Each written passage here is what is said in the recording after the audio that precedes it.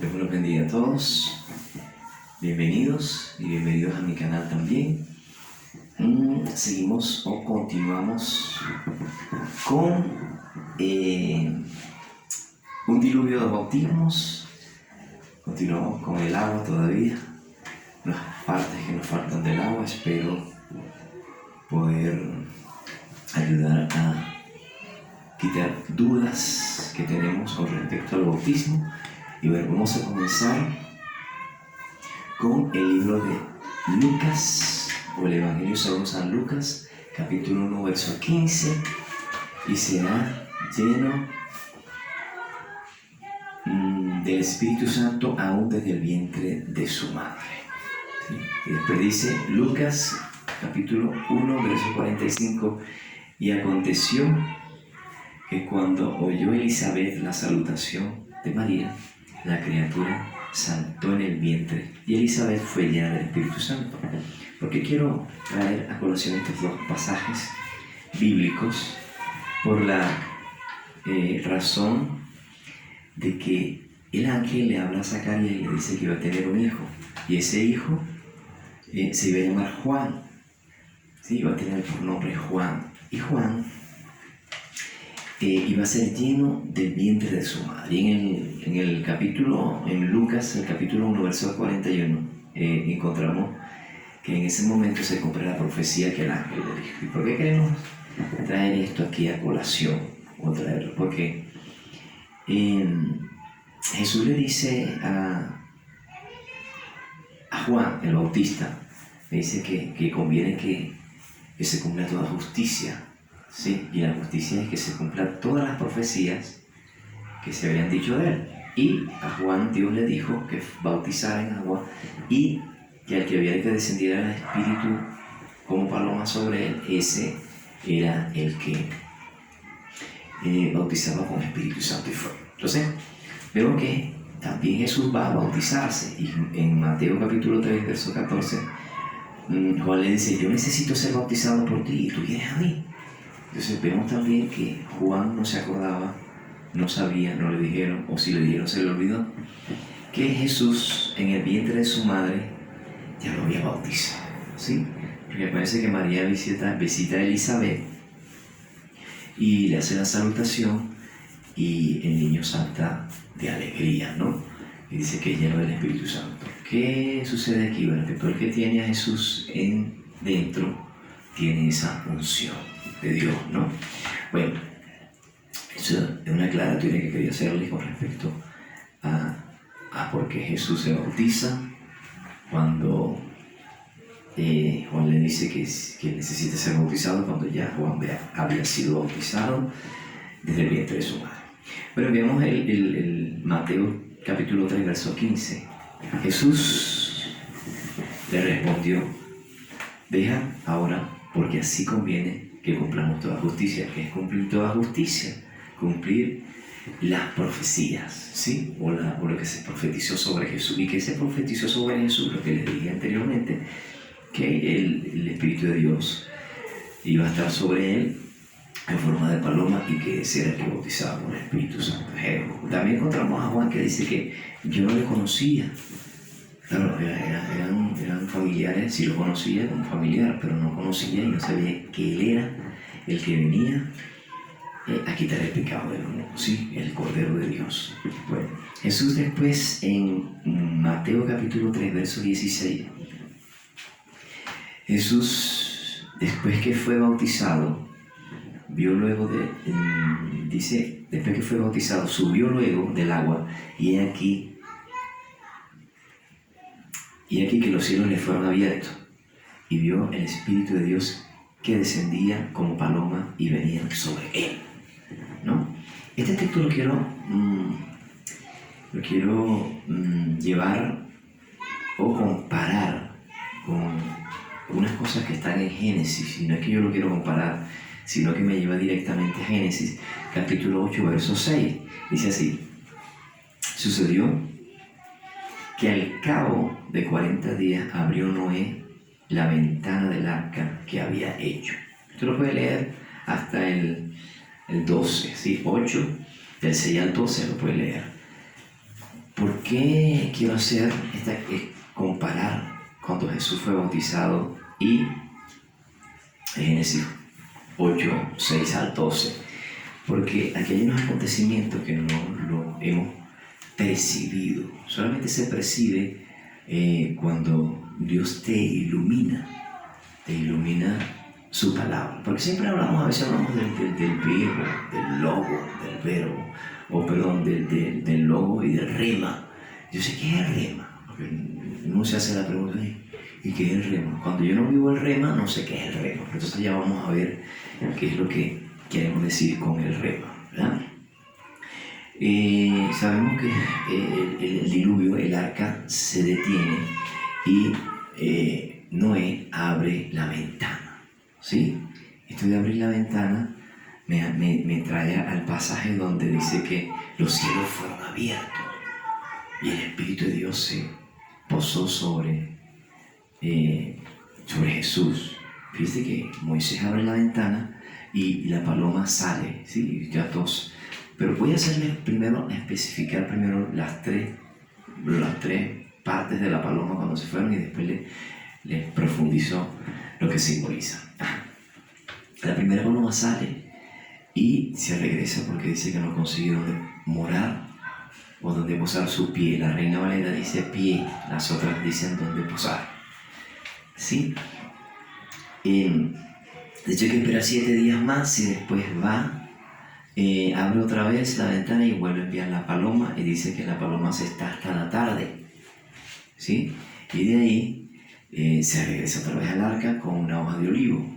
¿Sí? Espera 7 días más y envía la otra paloma y no regresa. Entonces ya les voy a explicar la primera. La primera, la ventana abierta, ya vimos que en el pasaje de Jesús dice que los cielos se abrieron y el Espíritu Santo descendió sobre él.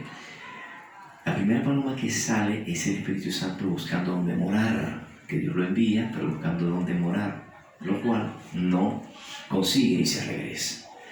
La segunda paloma dice que se está hasta la tarde y consigue dónde morar porque se trae una hoja de olivo. Entonces, ¿qué simboliza esto? Simboliza a Cristo, el tiempo cuando Cristo vino a la tierra y estuvo, el tiempo, ¿verdad? Que Él estuvo. La hoja de oliva simboliza Jesús y el Espíritu Santo que van a Dios. Acuérdense que Jesús dijo, no lo dejaré huérfano, enviaré el Consolador. También dijo, rogaré al Padre para que envíe el Consolador, ¿sí? El que estará con nosotros hasta el fin. La tercera paloma que espera 7 días y la tercera paloma que abre la ventana y la envía otra vez dice que no regresa. ¿Por qué razón no regresa? Pero no regresa por la simple razón de que Jesús ya nos había limpiado, ya el bautismo se había efectuado. Entonces quiere decir que ya el mundo estaba limpio. Entonces la tercera paloma es porque el Espíritu Santo se queda con nosotros. De hecho, desde hoy mismo, el Espíritu Santo sigue con nosotros. Dice que hasta el fin. ¿Ok?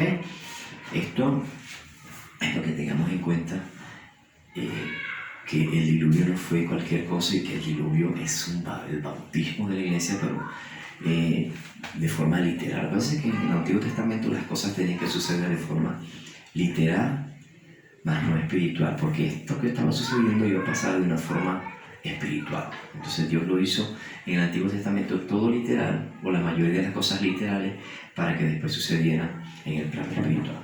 Acuérdense que Cristo vino a restaurar todas las cosas, a llevarlo a un plano espiritual. Ok, fíjense. También tenemos que cuando ya el diluvio se efectúa, que ya no hay agua en la tierra, pero cómo sucedió y cómo se secó esa agua. Como quisiera ilustrarles un poquito este pedazo, ¿verdad? O este texto para que ustedes tengan la idea y puedan llevarlo más allá, ¿sí? De lo que lo he podido llevar o lo que Dios me ha dado. Fíjense así, Génesis capítulo 8, verso 1. Hizo pasar Dios un viento sobre la tierra y disminuyeron las aguas. O sea, Dios sopló, sí, y disminuyeron las aguas, pero hubo agua que quedó. Sí, una vez que esa agua queda, ¿cómo se seca? Bueno, usted sabe que ese era en tiempos antediluvianos y no llovía, entonces quiere decir que el sol pegaba directamente porque no había nubes, ¿sí? Entonces ese sol pegaba en estas aguas que están aquí y se convirtieron en nubes, porque tú estudias Génesis, todo Génesis, hasta este punto de Génesis 8.1 y no vas a encontrar, o cuando Dios hace el pacto con Noé, no vas a encontrar dónde aparecen las nubes, en ningún lado, no lo registra la Escritura hasta este punto, ¿sí? Cuando Dios hace el pacto con Noé con respecto al arco iris. Fíjense, yo soy el que digo que el sol pegaba directamente y se evaporó esa agua, la evaporó el sol. Y no solo eso, sino que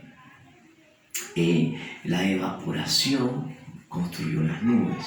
¿Por qué? Porque los científicos han descubierto que si no existiera el ciclo del agua, nosotros viviríamos a 1 metro, ¿sí? A 1 metro del agua, sumergidos a 1 metro del agua. Entonces, este ciclo sucede, ¿sí? Para que no vivamos sumergidos en el agua. Si dejase de suceder el ciclo durante 1 año. Así que tenemos pendiente de que toda esa agua que vemos, esa agua fue evaporada por el sol, ¿no? También quería decirles algo para que lo tengamos en cuenta. ¿Por qué el agua? O sea, ¿por qué tenía que suceder en agua? ¿Qué tiene que ver el agua con la limpieza? ¿Qué tiene que ver el agua con el bautismo? Bueno, los científicos también han descubierto, por eso que yo estudio cosas científicas no muy profundas, pero sí algunas cosas que me interesan bíblicamente. Y en Biblia, ¿no? Eso lo tenemos que estudiar muy a fondo para poder encontrar cosas que están ocultas. Dice así: el agua suplanta la sangre. ¿En qué sentido? Los científicos también han descubierto que la composición del agua y la de la sangre es la misma. Solo hay una diferencia, que es la hemoglobina, que la hace de color rojo, y el agua del mar la hace de color azul. Pero esta es la diferencia que hay, pero que tienen los mismos componentes. Los mismos componentes y que contiene toda la tabla periódica, el agua del mar, ¿sí? Eso quería dejárselos claro para que sepamos por qué nosotros debemos bautizarnos en agua. Así que también tenemos en hecho, porque quería hacer un aporte, ¿verdad?, a la iglesia. Quería hacer un aporte a la iglesia, a los ministros, con respecto a, fíjense, el libro de los Hechos, capítulo 8, verso 26, donde Felipe y el etíope se encuentran, ¿sí? Y quería decirle esto porque, primero y principal, fíjense, el Espíritu Santo mueve a Felipe para que vaya hacia otro sitio y se consigue el etíope en el camino. Y el etíope está leyendo el libro de Isaías, donde dice que fue llevado como cordero, fue llevado al matadero y eso. Entonces Felipe, ¿tú entiendes lo que lees? Y dice, no lo entiendo. Pero entonces Felipe se lo explica, le dice que es Jesús, le predica. Y el etíope, Felipe le pregunta, oye, pero ¿tú crees de corazón? Y el etíope le dice, sí, yo creo que Jesús es el Hijo de Dios. Entonces, esta es la mayor revelación. Parece que esto se lo dijo Jesús a Pedro. Así, cuando le digo que creen vosotros que soy yo, y Pedro le dice, tú eres el Hijo de Dios, entonces él le habla de la revelación. Esta es la mayor revelación que puede tener la humanidad, que Cristo es el Hijo de Dios y vino a salvar la humanidad. Ahora fíjense, eso no es el punto principal. El punto principal es que el etíope dice, yo creo en Jesús que es el Hijo de Dios, pero le dice, hay agua que impide que me bautice, y lo bautiza, y Felipe se lo lleva a Dios, ¿sí? Y dice que el etíope no lo ve más. Pero ¿qué es lo que quiero aportar con esto a la iglesia? De que el etíope se convierte a Jesús y de una vez es bautizado. Entonces tenemos un pequeño, lo estamos haciendo, para mi punto de vista bíblico, lo estamos haciendo como no es. Creer y bautizarse debería ser el hecho, por lo que Dios quiere. No creer, ¿verdad?, y después hacer toda una academia, todo un curso o todo un adoctrinamiento para después bautizarlo. No, el etíope no fue adoctrinado. Y Cristo y Felipe lo bautizó. Entonces, ¿qué quiero decir con esto? Una vez que la persona se entrega a Cristo, bautícelo de una vez. ¿Sí? Es lo que la Escritura me enseña. La Escritura no me enseña que yo lo tengo que bautizar después de 3, de 4, de 5 años, de 2 años, de qué sé yo, sino de una vez. Ahora, quería dejarle ese punto para culminar lo que es la parte del agua y entremos en la parte del verbo. Sí, queríamos entrar en la parte del verbo para ir acortando, porque viene también la parte de la sangre. Entonces, fíjense, el verbo es el segundo punto, ¿sí? Pero comenzamos por Proverbios, capítulo 30, verso 5. ¿Sí? Dice así: toda palabra de Dios es limpia. Y voy a detenerme en los puntos más importantes, así que lo demás voy a hacer más textual. Juan 14, 24 dice: la palabra no es mía, sino del Padre que me envió. Fíjense lo que dice Jesús, que la palabra no es de él, sino del Padre que lo envió. A veces nosotros somos falta de respeto con Dios, decimos lo que nos da la gana en los púlpitos, y eso es un error garrafal, porque al decir lo que me da la gana, yo estoy hablando mi palabra y no la que el Padre me envió a decir, que es la que está en la Escritura. ¿Sí? Ese es el problema de muchos predicadores que dicen locuras y de paso hay unos que dicen que no lo pueden comprobar. Entonces, la Biblia dice claro todo, yo tengo que guiarme y dejarme guiar por las Escrituras y no por lo que yo pienso.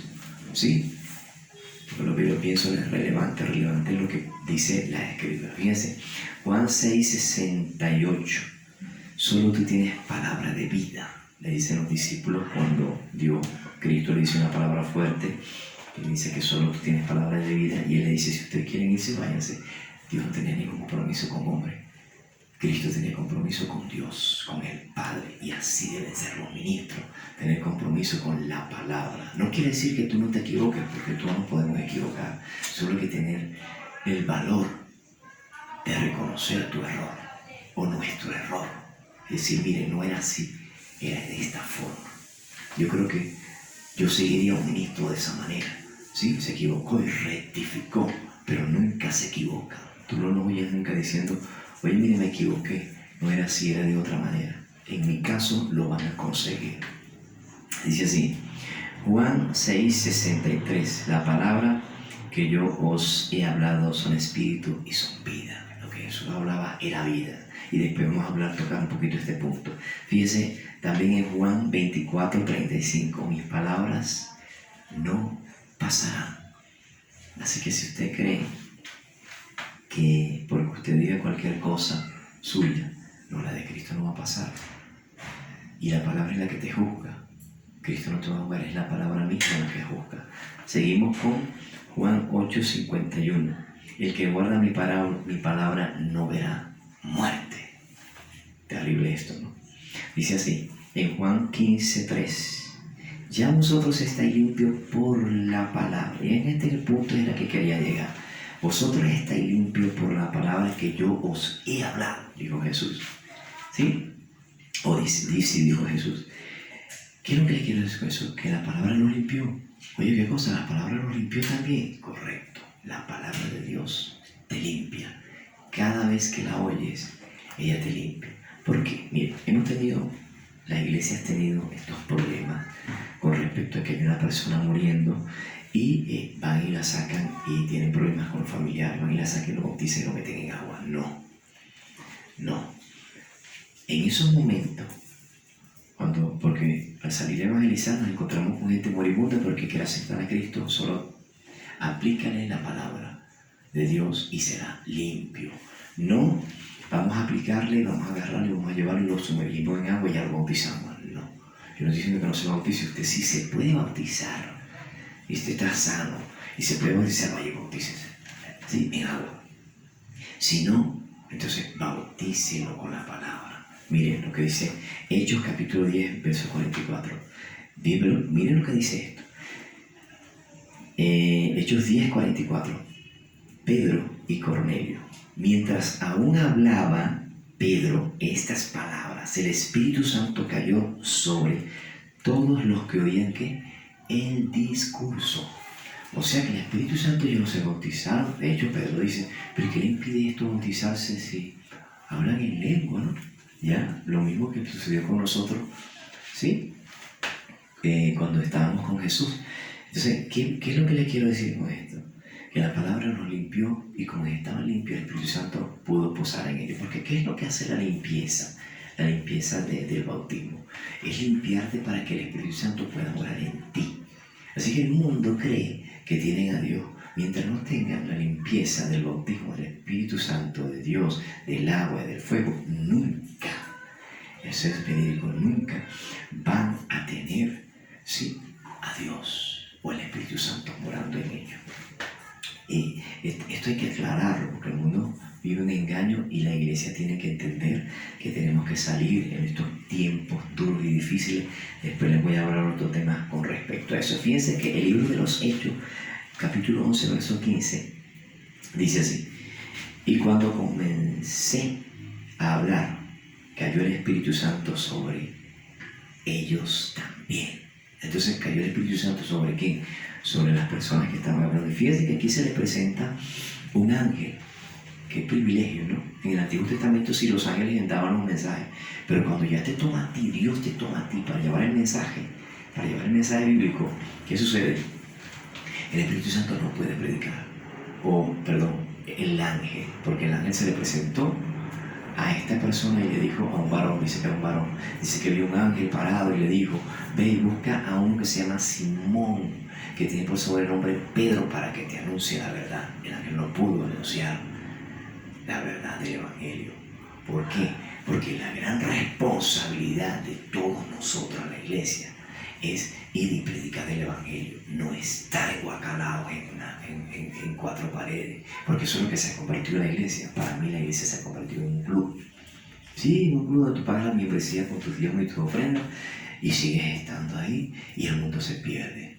Sí, y esto de la pandemia, bueno, estas son cosas que se seguirán extendiendo por lo que la humanidad quiere hacer en contra de Dios. Y la iglesia no hace nada. ¿Ok? Entonces, ese no es el tema, pero a veces que las cosas de Dios me llevan a decir otras cosas. Fíjense, para concluir esto, dice así, Lucas 23, 43. De cierto te digo, que hoy mismo estarás conmigo en el paraíso. Esto lo dijo ¿quién? Esto lo dijo Jesús cuando el hombre estaba allá en la cruz del Calvario. ¿Cómo se bautiza ese hombre? Si en agua. ¿Cómo lo bautiza en agua? Lo bautizó cuando le dijo, de cierto te digo que hoy mismo estarás conmigo en el paraíso. Ese es el bautismo de Dios. Lo bautizó Jesús y por lo tanto lo limpió y lo metió en el paraíso. Pero ¿qué le quiero decir? La palabra limpia. Fíjense, es tan importante esto. Cristo no necesitaba derramar su sangre para limpiarlos. De hecho, los limpiaba y los resucitaba sin haber muerto. ¿Sí? Los limpiaba con la palabra y con el bautismo. Habían dos elementos, que sí le di cuatro elementos que Dios utiliza para limpiar al ser humano. 4 elementos. Dios tuvo cuidado y tiene cuidado de su creación. Dios no es ningún irresponsable, como muchos ministros que son irresponsables. No, Dios tiene cuidado y te limpia con el agua, con el verbo, con la sangre y con el fuego. Y lo dejamos con la sangre para la próxima, por el próximo punto que vamos a tocar y para la próxima vez que nos encontremos, ¿sí? Así que Cristo derrama su sangre. ¿Por qué? ¿Sí? ¿Y para qué? Literalmente, porque Cristo sí sana espiritualmente, con la sangre se sana espiritualmente, quiero aclarar eso. Así que nos vemos en la próxima. Así que Dios los bendiga a todos, me los cuide y nos vemos en la próxima con respecto a la sangre. Dios los bendiga.